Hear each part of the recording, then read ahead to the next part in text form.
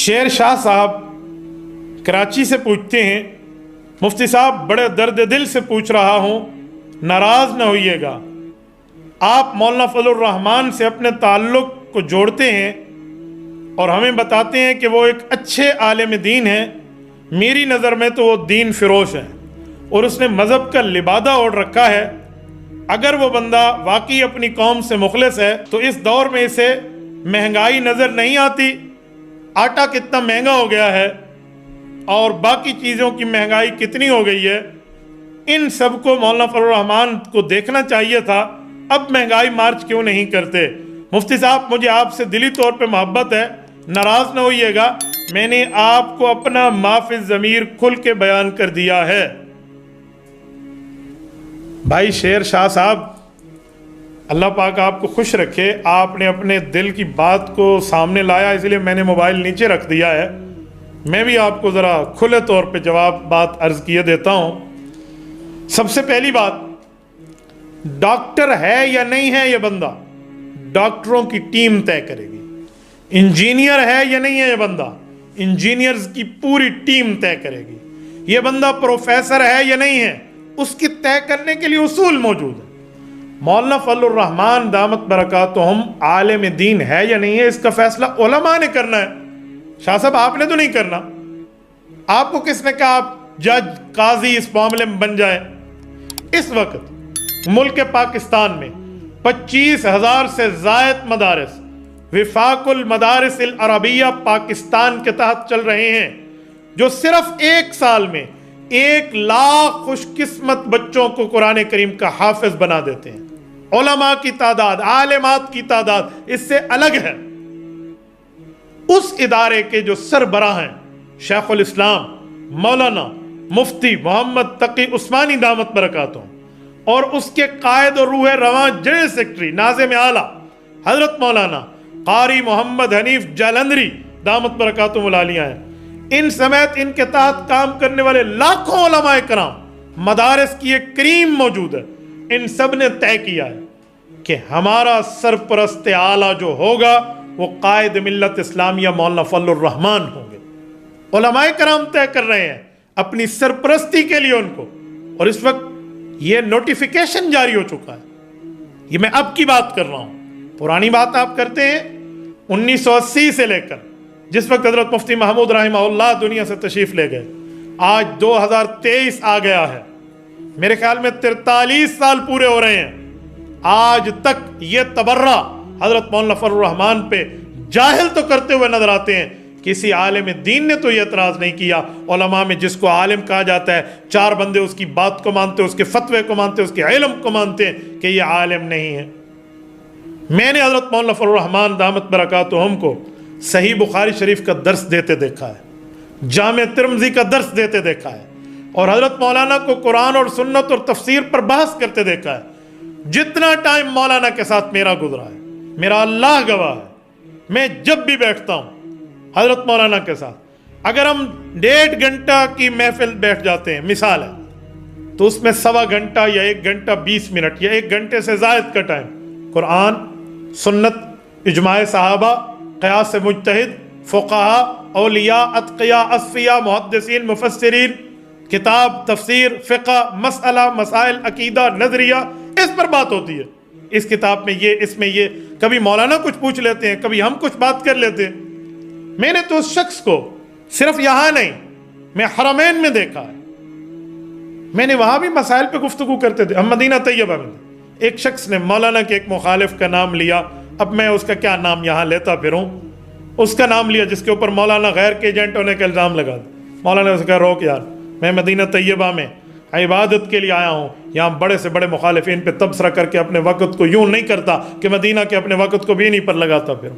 तो ऐसा आदमी है, यकीन मानिए मैंने तो हर जगह उनको देखा है, मुल्क गैर मुल्क में देखा। यकीन, मैं आपको एक मज़े की बात सुनाऊँ। मस्जिद नबवी शरीफ हम दाखिल होने लगे, सारी मस्जिद नबवी की बात नहीं है, ये बैतुल्लाह शरीफ की बात है। हज़रत मौलाना मुझे कहने लगे कि अब्दुल वाहिद एक बात बताओ, यहाँ तो सफ़ों के दरमियान इत्तिसाल नहीं है, यहाँ सफ़ें बाज़ औक़ात रश है, इज़्दिहाम है, ज़हमा कसीर है, बड़ी मजबूरी है वहाँ पर, तो सफ़ कुछ आगे है, ये सफ़ पीछे है, उसमें उतना फ़र्क नहीं रहता। सिक्योरिटी लेवल भी होते हैं, तो क्या इनकी नमाज इत्तिसाल सुफूफ के ना होने पे हो जाती होगी? देख लेना, ये काबतुल्लाह शरीफ की नमाज है और 1,00,000 नमाज का यहाँ सवाब है। फतवा देते वक्त इन सब पहलुओं को मद्देनजर रखना। मैंने कहा हज़रत शेख हो जाती होगी। कहा अहनाफ के यहाँ तो इत्तिसाल सुफूफ का क्या मतलब? इस तरह फिर बात, एक लंबी तफसील है। हज़रत मौलाना ने वहाँ पर एक बड़ी प्यारी बात फरमाई। मौलाना मुफ्ती ज़रब अली ख़ान रहमहुल्लाह के हवाले से बात की कि इसी जगह हमारी बात हुई और मुफ्ती साहब ने हज़रत मौलाना अनवर शाह कश्मीरी रहमहुल्लाह के कौल को नकल करते हुए फरमाया कि इत्तिसाल सुफूफ का एक मतलब तो ये है कि सफ़ मिलियो भी हो, और एक मतलब ये भी है कि इस तरह के हालात में पिछली सफ़ वाले को अगले सफ़ के इंतकालात नज़र आ रहे हों कि ये रुकू में है, ये सज्दे में है, ये अब इस तरह, ये भी इत्तिसाल का माना है।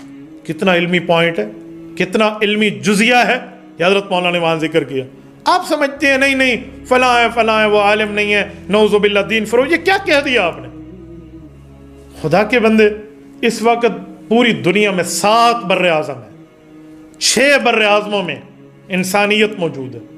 इन 6 बर्रे आज़मों में कोई मुसलमान आलिम दीन अगर सियासी पावर के लिहाज से सबसे मजबूत तरीन है तो वो कायद मिल्लत इस्लामी हज़रत मौलाना फजलुर रहमान दामत बरकातुहू में। इस पर तो उलमा का इत्तिफाक है।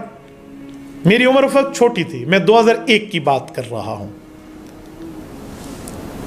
2001, जी हाँ, अप्रैल, मेरे ख्याल में 9, 10, 11 की बात होगी।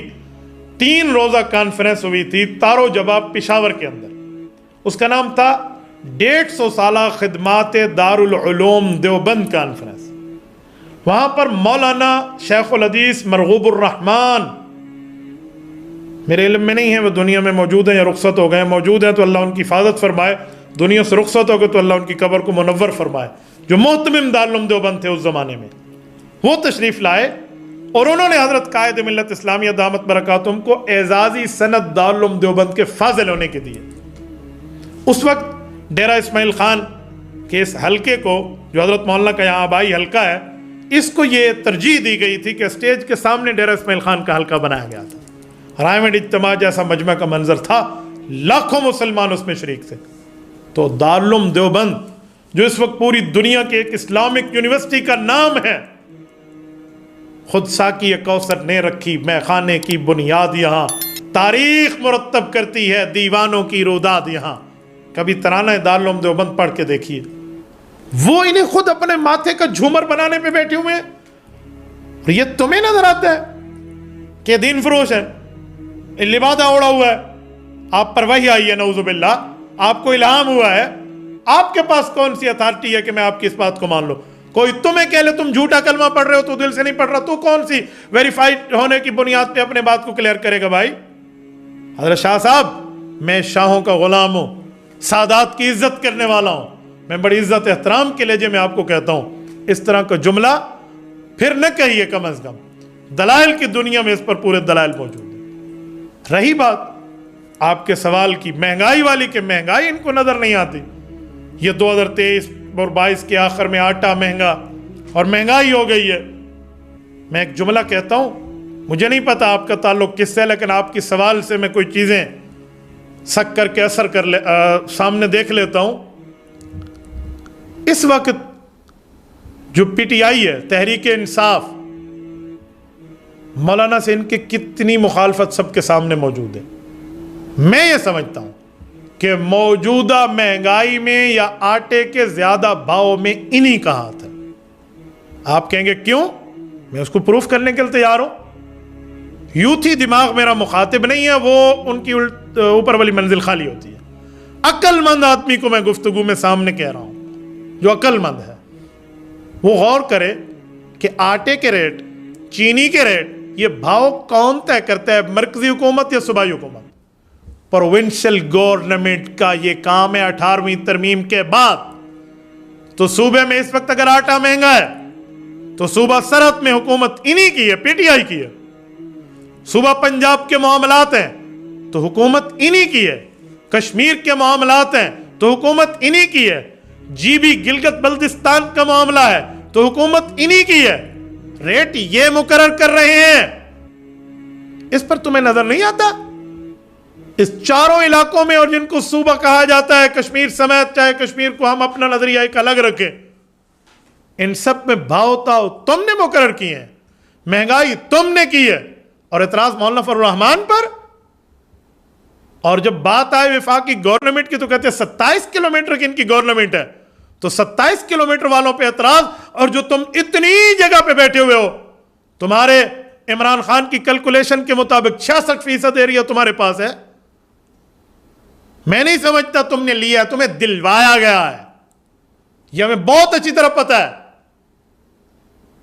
یہ آپ ہینڈ پکڈ ہو، پلے بوائے تو آپ خود مان چکے ہو، یہ ترتیبیں آپ کی ہیں، بھاؤ تاؤ آپ کے ہیں. اس وقت تو ویڈیوز نے ان کو ننگا کر کے رکھ دیا ہے کہ کیا کیا گوداموں میں ان کے آٹوں کی پوری ایک ترسیل زر موجود ہے. میں حیران ہوں، یہاں کا ہمارا وزیر اعلیٰ اپنی انا کو سامنے رکھ کے یہ پی ٹی آئی کا حکمران، پی ٹی آئی والی گورنمنٹ پنجاب سے بات نہیں کر سکتا اپنے آٹے کے لیے کہ وہاں پر 1300 اور یہاں پر 3300 ہے. کیسی بات کر رہے ہیں آپ نے؟ عوام کی آنکھوں میں دھول جھونک رکھی ہے. مولانا کہاں ہے؟ مولانا کہاں ہے؟ مولانا نے آزادی مارچ کیا تھا جس وقت یہ شخص اپنے ملک کے خزانے کو آئی ایم ایف یہودیوں کے کنٹرول میں دے رہا تھا، اور مولانا نے کہا تھا بھائی نہیں کرو. دھوکہ بازی کے ساتھ مولانا کے ساتھ غلط وعدے کر کے واپس بھیج دیا گیا، لیکن معاہدہ کر دیا. وہ معاہدہ ٹو اسٹیٹ ہے، نہ کہ کسی ایک پارٹی کے ساتھ ہے. وہ 5 سال تک یہی مصیبت ہمارے گاٹے فٹ ہوتی رہے گی، جو 4 سال گزر گئے اور 5واں ایک جا رہا ہے. تو یہ مہنگائی تو انہی کی دی ہوئی ہے، کام انہی کے. یہ کتنی ویڈیوز آ گئی ہیں، نوشہرہ سے پکڑے گئے، فلاں جگہ سے. مجھے پرسوں ایبٹ آباد کے ساتھ ہی بتا رہے ہیں 5 آٹے کے ڈیلروں پر جو پنجاب سے سستا آٹا لائے ہیں، سرحد انٹر ہوئے ہیں ہمارے صوبے میں، تو ان نے کیسز کر دیے ہیں اس پر کہ آپ یہاں آٹا لے آئے کیوں ہو. یہ آٹے کی سمگلنگ کے نام پہ ہم ان پہ کیس کریں گے تاکہ یہاں سستا آٹا کوئی نہ بیچے، اور الزام دوسروں پہ. وہ وقت چلا گیا جب لومڑی آٹا کھا کے بکری کے منہ پہ مل دیتی تھی بھی اس نے کھایا ہے. اب سوشل میڈیا کا دور ہے، گھر گھر تمہاری غلاظتیں پہنچ چکی ہیں. میں تمہاری ان غلاظتوں کو فی الحال ذکر نہیں کر رہا جو تمہاری غلاظتیں ہیں، جو کالا باغ جانا آنا فلاں آڈیوز ویڈیوز سب کچھ معاملہ سامنے ہے. میں بھی ان کی بات نہیں کر رہا، میں اس غلاظت کی بات کر رہا ہوں جو مہنگائی تم نے دی ہے. اس کے بعد بھی تمہارے لوگ کہیں مولانا نعوذ باللہ دین فروغ جیسے آپ نے لکھا، یہ باتیں بھائی اور یوں نہیں چلے گی. یہ 2 نمبری اس وقت نہیں چل سکتی. یقین مانیے میں حیران ہوں، اتنی بڑی منافقت. صوبے میں گورنمنٹ تمہاری، ریٹ طے کرنا تمہاری ذمہ داری، اور ڈال کسی اور پہ رہے ہو. شرم نہیں آتی؟ موجودہ دور کے ان قاتلین کوفیوں کا کردار ادا کر رہے ہو جو اہل بیت کو لوٹتے بھی تھے، روتے بھی تھے. بھئی لوٹتے کیوں ہو، روتے کیوں ہو؟ کہا جی ہم نہیں لوٹیں گے تو کوئی اور لوٹ لے گا، اور روتے اسی لیے کہ اہل بیت کے ساتھ ظلم ہو رہا ہے. تم انہی کا کردار ادا کر رہے ہو، ریٹ بھی خود طے کرتے ہو، مہنگائی کے خلاف باتیں بھی خود کرتے ہو. تمہارے یہ جو ٹیلی تھون میں اربوں روپے اکٹھے ہوئے، کہاں پہنچا غریبوں کے پاس وہ پیسہ؟ اپنے نام پہ آئے احتساب کا عدالت، احتساب کا ادارہ پورے صوبے سے آپ ختم کر دیں. اپنے ہیلی کاپٹر کو کیا سے کیا آپ استعمال کرتے پھرے، وہاں کوئی مہنگائی کا معاملہ نہیں ہے. کروڑوں لگا کر آپ کے جلسے ہو سکتے ہیں، وہاں کچھ بھی نہیں ہے. اور مہنگائی خود کر کے عوام کے پیٹ پہ چھرا مار رہے ہو، اور الزام مولانا پہ. کچھ شرم کرنی چاہیے. اور ساتھ لگے ہاتھوں ایک جملہ اور بھی کہتا ہوں، یہ جو ابھی مولانا کر رہے ہیں، میں تمہیں کہتا ہوں ووٹ دو تم پی ٹی آئی کو، ووٹ دو تم پیپل پارٹی کو، ووٹ دو تم نون لیگ، مسلم لیگ، کاف لیگ کو، اور اس کے بعد کہو مولانا مہنگائی کا ذمہ دار ہے. شرم سے ڈوب مرنا چاہیے تمہیں. ووٹ کے وقت تمہیں مولانا نظر کیوں نہیں آتا؟ اس وقت تو تمہیں مولانا نہیں دکھتا. اسلام کی بات ہے مولانا کہاں ہے، معیشت کی بات ہے مولانا کہاں ہے، مہنگائی کی بات ہے مولانا کہاں ہے، پرامن اور بدامنی اور دہشت گردی کا مسئلہ ہے مولانا کہاں ہے. میں سمجھتا ہوں، اور آج قائد ملت اسلامیہ کو سوشل میڈیا کے ذریعے ایک جملہ بھی کہتا ہوں، حضرت آپ پورے پاکستان کی قوم کی آخری امید کی کرن ہے. اسی لیے تو لوگ آپ کا نام لیتے ہیں کہ مولانا کہاں ہے. انشاءاللہ تعالی عوام کی آنکھیں کھل رہی ہیں. خدا کی زمین پر خدا کا نظام قائم ہو کے رہے گا، اور رب کریم انشاءاللہ تعالی ہمارے علماء کرام کی آنکھیں ٹھنڈی کرے گا. قوم اٹھ رہی ہے اور ان کی منافقت کا پرچہ کھل رہا ہے. تو شاہ صاحب آپ نے باتیں کی، آپ نے بھی مجھے اپنے پورے لائیو سیشن میں اس سے انٹرپ اور ڈسٹرب تو میں نہیں کہتا، آپ کا سوال پوچھنا آپ کا حق ہے، لیکن جس انداز سے آپ نے پوچھا ہے میں نے آپ کی سعادتی کا خیال رکھتے ہوئے چند باتوں میں آپ کو مخاطب کر کے دوسری عوام کے سوالات کے جوابات دیے ہیں. امید ہے میں آپ تک آپ کی بات پہنچا پایا ہوں.